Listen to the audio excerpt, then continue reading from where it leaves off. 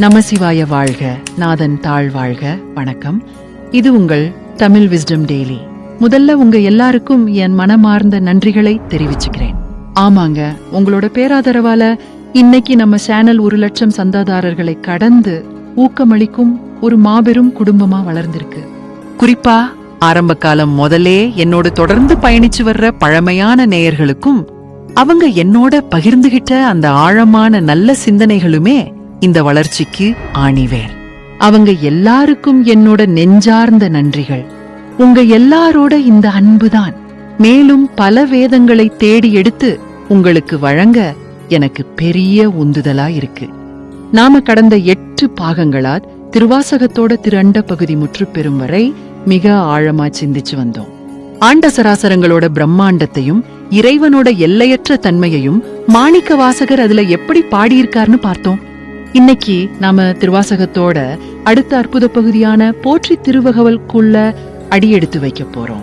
இது நம்மளோட 9வது பாகம். இந்த உலகம் ஒரு பெரிய நாடக மேடைன்னு வச்சுக்கிட்டா அதுல ஒவ்வொரு உயிரும் நுழைவதற்கு முன்னாடி நடத்துற போராட்டம் எப்படிப்பட்டதுன்னு தெரியுமா? ஒரு பக்கம் அண்டங்களை அளந்த திருமாலும் நான்முகனும் தேடியும் காண முடியாத அந்த ஆதி பரம்பொருள். மறுபக்கம் தாயோட கருவுல ஒரு அணுவா தொடங்கி புழுக்களுடனும் இருளுடனும் போராடி பிழைச்சு வர்ற மனுஷ உயிர். ஒரு உயிர் எப்படி 10 மாத போர்க்களத்தை வென்று பூமியில காலடி எடுத்து வைக்குது? தேவர்களால காண முடியாத அந்த திருவடி பூமியில பிறந்த மனுஷனுக்கு எப்படி எளிதாக கிடைக்குது? இந்த 2 துருவங்களும் சந்திக்கிற இடம்தான் இந்த போற்றி திருவகவல். வாங்க அந்த பயணத்தை தொடங்குவோம். பகுதி 1, தேவர்களால் காண முடியாத திருவடி. முதல்ல மாணிக்கவாசகர் இறைவனோட பெருமையையும் ஆணவம் கொண்டவங்களுக்கு அவர் எட்டாத நிலையில இருக்கிறதையும் விளக்குகிறார். பாடல் நான்முகன் முதலா வானவர் தொழுதெழ பொருள் மற்றும் விளக்கம். 4 முகங்களையுடைய படைப்பு கடவுளான பிரம்மா முதலா இருக்கிற எல்லா தேவர்களும் அந்த சிவபரம்பொருளை கைகூப்பி தொழுது எழுந்துதான் தங்களோட பணிகளையே செய்யத் தொடங்குறாங்க. பாடல் ஈரடியாலே மூவுல கலந்து நாற்றிசை முனிவரும் ஐம்புலன் மலர போற்றிசை. பொருள் மற்றும் விளக்கம். வாமன அவதாரத்துல தன்னோட 2 அடிகளால மண், விண், காற்றுன்னு 3 உலகங்களையும் அளந்தவர் திருமால். அப்படிப்பட்டவரை 4 திசைகள்ல இருக்கிற முனிவர்களும் தங்களோட ஐம்புலன்களும் சந்தோஷத்துல விரியும்படி போற்றி துதிச்சாங்க. பாடல் கதிர்முடி திருநெடு மாலன்றோ அடிமுடி எரியும் ஆதரவதநீர். பொருள் மற்றும் விளக்கம். அப்படிப்பட்ட பெருமை மிக்க ஒளி வீசும் மணிமுடி அணிஞ்ச நெடிய திருமாலுக்கே ஒரு சோதனை வந்துச்சு. இறைவன் அனற்பிழம்பா நின்ன அந்த நாள்ல அந்த பேரொளியோட அடியையும் முடியையும் எப்படியாவது பாத்துடணுங்கிற ஆசையால அவர் தேட முற்பட்டார். பாடல் கடுமுரண் ஏன மாகிமுன் கலந்து ஏழ்தலம் உருவ இடந்துபின் எய்த்து. பொருள் மற்றும் விளக்கம். ரொம்ப வலிமை கொண்ட பன்றி, அதாவது வராக வடிவம் எடுத்து பிரம்மாவுக்கு முன்னாடியே புறப்பட்டு பூமிக்கு கீழே இருக்கிற அதலம், விதலம், சுதலம், தாராதலம், இரசாதலம், மகாதலம், பாதலம்னு 7 உலகங்களையும் ஊடுருவி தோண்டிச் சென்றார் திருமால். ஆனா அவரால இறைவனோட திருவடியை காண முடியல.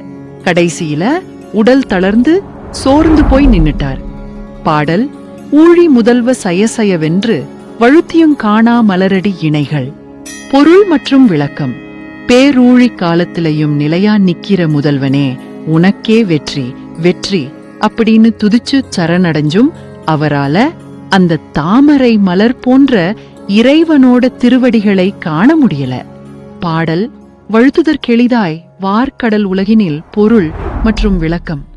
தேவர்களுக்கே கிடைக்காத அப்படிப்பட்ட அரிய திருவடிகள் இந்த பெரிய கடல் சூழ்ந்த உலகத்துல தன்னை நம்பி வழிபடுற அன்பர்களுக்கு, அதாவது நம்மள மாதிரி சாதாரண மனுஷங்களுக்கு ரொம்ப எளிமையா வெளிப்பட்டு அருள் செய்யுது. பகுதி 2, கருவின் போர்க்களம். தேவர்களால காண முடியாத இறைவன் ஒரு பக்கம் இருக்க, மறுபக்கம் ஒரு உயிர் பூமியில பிறக்கப்படுற பாட்டை மாணிக்கவாசகர் சொல்றார். பாடல் யானை முதலா எறும்பி ராய ஊனமில் யோனியின் உள்வினை பிழைத்தும். பொருள் மற்றும் விளக்கம். ரொம்ப பெரிய யானையிலிருந்து கண்ணுக்கு தெரியாத எறும்பு வரைக்கும் இருக்கிற 84 லட்சம் வகையான பிறவிகள்லையும் இடைவிடாம வர்ற பிறப்பு சுழற்சியிலையும் தங்கி அந்த கருப்பைகளுக்குள்ள நடக்கிற வினைகளோட தாக்குதல்ல இருந்து தப்பி பிழைச்சுதான் ஒரு உயிர் வருது. பாடல் மானுட பிறப்பினுள் மாதா உதரத்து ஈனமில் கிருமிச் செருவினிற் பிழைத்தும் பொருள் மற்றும் விளக்கம். ரொம்ப அபூர்வமான இந்த மனுஷ பிறவியில தாயோட வயிற்றுக்குள்ள இருக்கும்போது குறையவே குறையாத புழுக்கள் நடத்துற இடைவிடாத போர்ல இருந்து எந்த சிதைவும் படாம ஒரு உயிர் தப்பி பிழைச்சு வருது. பிறப்புங்கிறதே ஒரு பெரிய போராட்டம் தானே. பகுதி 3 10 மாத போராட்டம். இப்போ கருவுற்றதிலிருந்து 10வது மாசம் வரைக்கும் ஒவ்வொரு மாசமும் அந்த கரு சந்திக்கிற ஆபத்துகளையும் அதை தாண்டி பிழைக்கிற அற்புதத்தையும் மாணிக்கவாசகர் பட்டியலிடுறார். பாடல் ஒருமதி தான்றியின் இருமையிற் பிழைத்தும் பொருள் மற்றும் விளக்கம். முதல் மாசத்துல கரு ஒரு தாண்டிக்காய் அளவுலதான் இருக்கும். அப்போ கருவுக்குள்ள பகைப்புழுக்கள் புகாதபடி மெல்லிய தோலால கருவாய மூடணும். அப்படி மூடலன்னா தாய்க்கு வர்ற மயக்கம் நோயால கரு அழிஞ்சிடும். அந்த இருவகைப்பட்ட ஆபத்திலிருந்து கரு தப்பி பிழைக்குது. பாடல் இருமதி விளைவின் ஒருமையிற் பிழைத்தும் பொருள் மற்றும் விளக்கம். 2ஆம் மாசத்துல கருவோட தோற்றம் உருவாகி ஆண் கருவும் பெண் கருவும் ஒன்னு சேர்ற தன்மை ஏற்படும். அப்போ புழுக்கள் புகுந்து அழிக்கிற ஆபத்து உண்டு. அப்படி ஒன்னு சேர்றப்போ வர்ற தடையிலிருந்து கரு தப்பிக்குது. பாடல் மும்மதி தன்னுள் அம்மதம் பிழைத்தும் பொருள் மற்றும் விளக்கம். 3ஆம் மாசத்துல தாயோட உடம்புல மாசம்தோறும் கழிய வேண்டிய மதநீர் கருப்பைக்குள்ள போய் நிறையும். அதனால கரு சிதையுற ஆபத்து உண்டு. அந்த மதநீர் பெருக்கத்தால வர்ற கேட்ல இருந்து கரு தப்பிக்குது.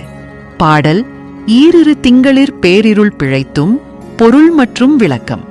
4ஆம் மாசத்துல தாயோட மதநீர் நிறைஞ்சதால கருப்பை ரொம்ப இருண்டு கிடக்கும்.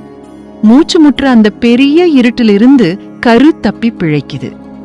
பாடல் 5 திங்களில் மூஞ்சுதல் பிழைத்தும் பொருள் மற்றும் விளக்கம். 5ஆம் மாசத்துல மதநீர் பெருக்காலையும் சூழ்ந்திருக்கிற இருட்டாலையும் கரு அழியறதுக்கு வாய்ப்பு உண்டு. அந்த சாவுல இருந்து, அதாவது மூஞ்சுதலுங்கிற ஆபத்துல இருந்து கரு தப்பிக்குது. பாடல் 6 திங்களின் ஊரலர் பிழைத்தும் பொருள் மற்றும் விளக்கம். 6ஆம் மாசம் வரைக்கும் கரு உருவாகியிருக்கிறதே சிலருக்கு தெரியாது. 6ஆம் மாசத்துலதான் வெளியில தெரிய ஆரம்பிக்கும். அப்போ ஏற்படுற விரிவாலையும் தினவு மிகுதியாலையும் வர்ற துன்பத்திலிருந்து கரு தப்பிக்குது. பாடல் 7 திங்களில் தாழ்புவி பிழைத்தும் பொருள் மற்றும் விளக்கம். 7ஆம் மாசத்துல நல்லா முத்தின கரு உருவம் முழுசா வெளியில தெரியறதால அடிவயிற்றுல சரியத் தொடங்கும். அப்போ குறை பிரசவமா பூமியில வந்து விழுந்துடுற ஆபத்திலிருந்து கரு தப்பிக்குது. பாடல் 8 திங்களிற் கட்டமும் பிழைத்தும் பொருள் மற்றும் விளக்கம். 8ஆம் மாசத்துல கரு நல்லா வளர்ந்து மலக்குடலை நெருக்கிக்கிடும். இதனால தாய்க்கும் கருவுக்கும் ஏற்படுற அந்த நெருக்கடியான கட்டத்திலிருந்து கரு தப்பிக்குது. பாடல் 9 வருதரு துன்பமும் பிழைத்தும் பொருள் மற்றும் விளக்கம்.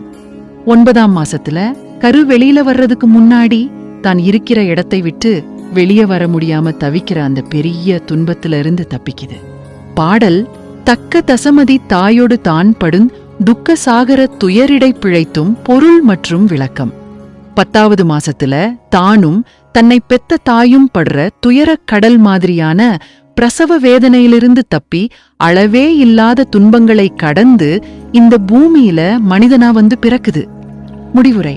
பிழைத்தலின் பெருமை அன்பர்களே, இன்னைக்கு நாம தெரிஞ்சுகிட்ட உண்மை நம்மள பிரமிக்க வைக்குது இல்லையா? ஒரு மனுஷனா பிறக்கிறதுங்கிறது சாதாரண விஷயமே இல்லைங்க. கருவுல உருவாகி ஒவ்வொரு மாசமும் ஒவ்வொரு விதமான ஆபத்துல இருந்து தப்பி பிழைச்சு ஒரு பெரிய போராட்டத்தை வென்றுதான் நாம இந்த பூமியில காலடி எடுத்து வச்சிருக்கோம். பிறக்கிறதே ஒரு பெரிய போராட்டம்னா பிறந்த பின்னாடி நாம அடைய வேண்டிய லட்சியம் என்ன?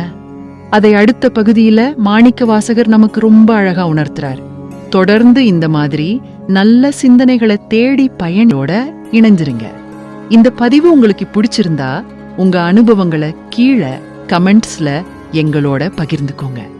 மீண்டும் ஒரு இனிய பயணத்தில் சந்திக்கும் வரை எல்லாம் வல்ல இறைவனின் அருள் நம் அனைவருக்கும் கிடைக்கட்டும். திருச்சிற்றம்பலம்.